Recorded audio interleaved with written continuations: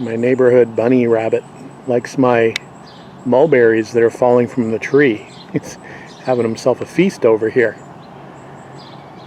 Anyway. Look at this guy. I think he wants some of the action.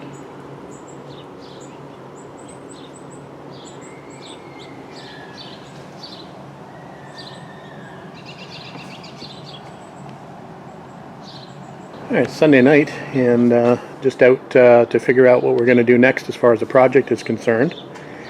We're just taking a quick look at the bonnet in the dark, and as you can see, the stripe is obviously less obvious in a dark garage, or a darker garage. So that's the kind of look I was going for, and depending on what light you're in, it's going to have a different effect. So obviously in full sunlight, like you saw this morning, it's going to be much more vibrant. But in the garage here, it's going to kind of fade away.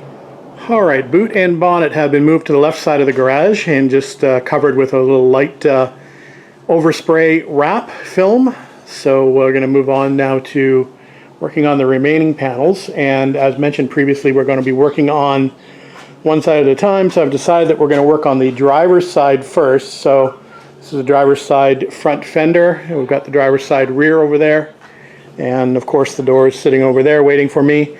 The doors have had their final prime done, so they've already been blocked out. That is the high build urethane primer on top. On the wings, fenders, we've only done a polyester primer base, so what we need to do is we need to block these out, make any repairs. And I've got something going on a little weird here. This was a repair panel that was put in here. So we need a little bit of work done in this area to make these look a little bit better. That transition there is a little bumpy, so we'll do a little filler work there. But the rest of the panel doesn't look too bad. Hopefully it will block out not too badly.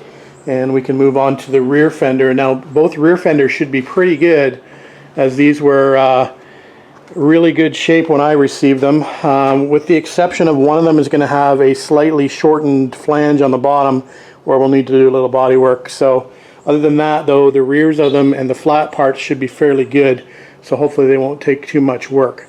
Anyway, we're going to start on the front first as mentioned, and we'll probably start doing that tomorrow. It's a little late out here, just coming up to 8:30, and it's a work night. Unfortunately, it's still pretty darn hot out in the garage too. It's over 80 with almost 50% humidity, so it's fairly warm out here.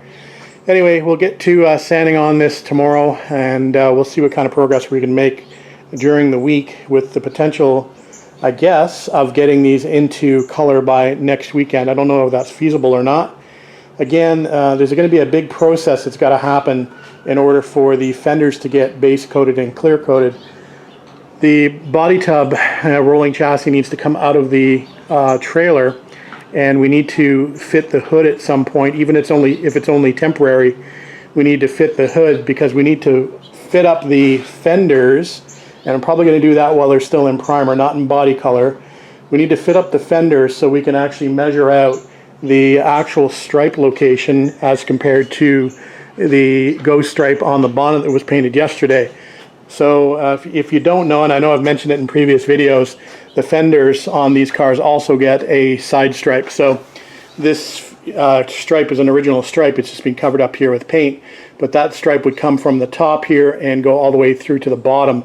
So we need to do that on the front fenders on these that we're working on. So like I said, in order to get the location for the taping of the front fenders, we're going to need to fit these up and take some measurements off of where the bonnet meets the front fenders in order to locate that when the time comes to tape this out. After base coat, we've got that mid coat clear with the pearl additive before we go to the full clear coat. So hopefully that makes sense. It's going to be a bit of juggling here and there to do that, but we're kind of getting to be on the home stretch a little bit anyway, and you can sort of see the light at the end of the tunnel.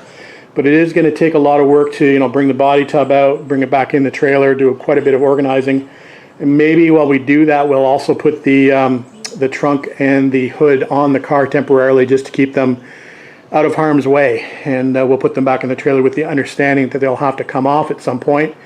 I need to color sand and buff the undersides of these panels, and I'm not going to be able to do that on the car, so at some point they'll have to come off, and I'll have to do the color sanding underneath as well as the color sanding on top at some point.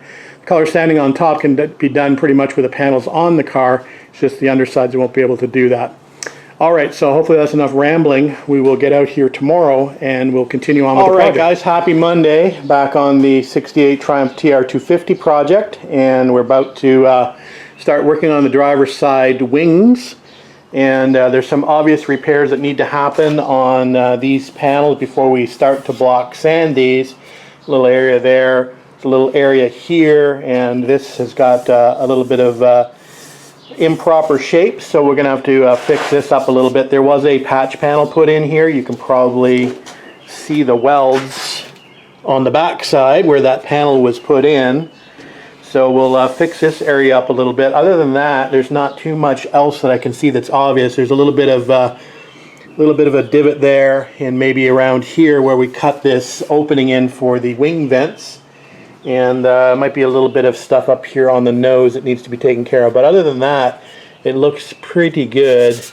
Anyway, we'll fix those obvious areas, and then we'll guide coat this and start blocking it down. Again, this is only polyester primer that's on here, so it needs to be blocked, and then the urethane primer needs to be added and then reblocked again. So good time to do repairs now, so we'll go ahead and we'll do that. And we'll come back with a little bit of progress updates later on. Alright guys, I'm not going to keep you here and bore you, but it's the same repeat of the process that we've done on the panels previously. So bodywork, guide coat, block sand, fill if required, and then the next step is the 3 coats of urethane primer, and then we block sand again and everything should be good. If not, we do any repairs and go backwards, but if it's good, we go forward to base coat, clear coat. So we're going to start blocking this out. We're going to use my second largest Durablock to do this area here, and we'll see how flat we can make this. This panel's got quite a few curves in it, so it's a little bit more difficult to block out, but we'll do the best we can. Alright, driver's side front fender is completed. That took a little while. It actually took a fair amount of bodywork. This fender originally looked a lot like this fender, so you can imagine why it took so much body work. Yeah, a little rusty. So this was the match to this fender. That's obviously passenger side. This is the driver's side, and that's what it looked like before, and this is what it's looking like after. And I think it's looking pretty good. I think we were able to rescue that not too bad.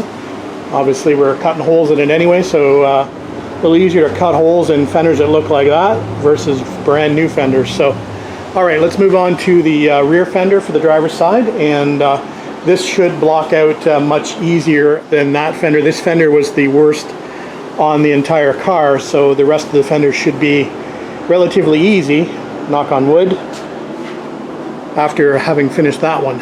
Alright guys, going to take a bit of a break before we continue on. Alright guys, just coming up to 8 p.m. and we're going to call it a night out here and go grab some dinner. Second fender is done for the rear fender for the driver's side is now complete. So we did have to do some body work here in the flat part, a little bit on the bottom here and a little bit on the bottom at the front. But that was it for for the rear fender. So not too bad. I've got to make a decision here, and well, I've already probably pretty much made the decision in my mind anyway. On the TR250, if you're not familiar with them, there's a marker light that goes on the side of the fender here, as well as a TR250 badge. And I have the option of either drilling holes for it now or waiting till my fender is painted and then drilling holes. And obviously that's not the preferred way to do it after it's painted, but in this case I think I'm a little bit more comfortable actually locating the light and the badge once the fender is on the car, because I'm not quite sure. You know, there's a lot of stuff that's gone on with the body tub. I'm not sure how the fenders are going to fit, and I want to make sure that I get the light and the badging level on the fender. So I know what the stock measurements are and the stock location they're supposed to be, but I think I'd prefer to wait till the fender is actually on the car, and then we'll drill my holes as required for the light and the badging. One more thing that I've kind of learned over the last little while. I've known it for a while, but thought I would share some words of wisdom with you from an amateur bodyman. If you have the option of buying cheap or expensive sandpaper, always go with the, generally, here's the rule, go with the more expensive brand. So here we've got, this is a Norton Gold, I believe.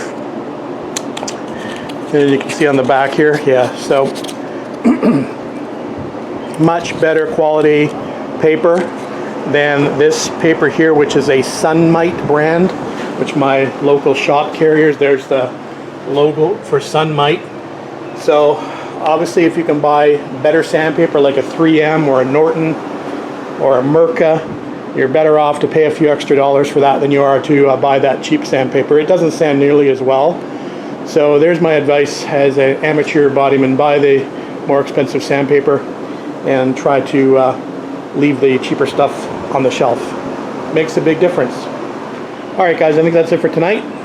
We'll leave you with those words of wisdom, and we'll get back out here and we'll start working on the passenger side fenders tomorrow. It's supposed to be a cooler day tomorrow. I think the high is only 16 degrees Celsius tomorrow. So that's what, about 62 Fahrenheit, somewhere around there. So it'll be a comfortable day to work out in the garage anyway, or a comfortable evening to work out in the garage. So that's what we'll do. We'll see you tomorrow. Thanks for watching. All right, guys, welcome back to the garage. Now Tuesday, beautiful afternoon. It's about 65 Fahrenheit out there. It's a little bit over 16 degrees Celsius, somewhere around there. We are back on the project today and continuing on with our sanding, getting towards the end of sanding. So we're on our last two fenders, or wings if you want to call them, and we've got a little bit of repairs to do here and a little bit of a dent here. So we're going to start by fixing those two areas up first, and we'll spray with some guide coat, and we'll do a bit of blocking to see if we can find any other areas that become apparent with that guide coat blocked down. All right, let's get to work and break out the filler. All right, passenger side rear fender's done. A little filler here and a little filler up the front here and a little filler down the bottom, and we're good to go on this fender. So one more left. I certainly do know what they mean by either working your fingers to the bone or sanding your fingers to the bone. My hands feel like crocodile hands. Crocodiles have hands? Alligators? You know what I mean. Anyway, one more fender to go. I'm going to take a bit of a break, and we'll be back out in about a half an hour. All right, just coming up to 8 p.m. and just about time to go in for dinner. And all the fenders are now officially done. So all of the exterior panels are completed, with the exception of the hardtop section of the Surrey top, which we'll do probably a little later on. So I'm happy to report that everything seemed to have sanded out pretty well. Nothing major. So the next step obviously is to put these into a high build urethane primer, which we might be able to do tomorrow. We'll have to wait and see. First thing I want to do now before we go in for the night is clean up. So we'll clean up all this debris, and maybe we'll give the garage a quick blowout with the leaf blower to get rid of some of this dust. We'll throw a mask on and give us a good blowout, and then we'll get back out here to a nice clean garage tomorrow. All right, guys, now Wednesday, and as you can see, we've got the fenders up on stands. They've been cleaned down once with grease and wax remover. We're just about to clean them down a second time with rubbing alcohol before we go on to give them 3 coats of high build urethane primer. So that'll get us towards the next step, where we've got to get out the sanding blocks and block these down one more time for the final time before base coat and clear coat. So we'll go ahead and we'll get these into the high build, and we'll wait a few days for them to set up before we start sanding. But we're getting closer to getting base and clear on these panels as well. Alright, guys, end of day update for Wednesday. Now we now have all of the panels in high build urethane primer, 3 coats. And they primered up okay. I did have some issues with one panel in particular, and I guess I just lost a little bit of concentration. And it's no big deal when you're dealing with primer, but if I'd done that on base coat or clear coat, I would have had some more issues to contend with. But for the most part, the panel sprayed out pretty well. I don't see too many areas of concern left. This is that fender that I did some work down here on that repair panel patch down in this area, and I'm still not 100% happy with that area, so we may have to do a little bit more work down there and reprime that area. But the rest of the panel looks pretty good. This panel looks good. Small little run back here, no big deal. That'll sand out. And the front fender on this side is the one I had the issue with, and again, a little bit of lack of concentration is all it takes. So it looks like when I was doing a pass along this line here, I actually lost some concentration. A big run there, big run there, little run there. Again, they'll all sand out, but again, if I did that with base coat, that would be problematic. I'd have to stop and we'd have to sand that out and probably re-base coat. So we don't want to do that on the next couple of stages. Other than that, the rest of the panels look good. I have a little bit of a wave up here, and it's because of this flange here. And maybe we'll just bend this flange, and I'm not even sure why that flange is bent in there, whether that panel got dropped or something heavy got put on it, but we'll rectify that before the next step. Alright, that's it for this series of videos. We'll go ahead and we'll upload these so you can see where I'm at. Again, thanks very much everybody for the kind comments on the Ghost Stripe video. Those comments are still rolling in. There's people still viewing that video. Again, the paint videos, the primer and paint videos don't get a lot of views, but I appreciate every view that they get, and I certainly appreciate all of you commenting positively for the most part on the Ghost Stripe. There's only a very few negatives on it, and that's okay. Alright guys, we'll upload this tonight, and we'll get back out here tomorrow, and we'll figure out something to do tomorrow.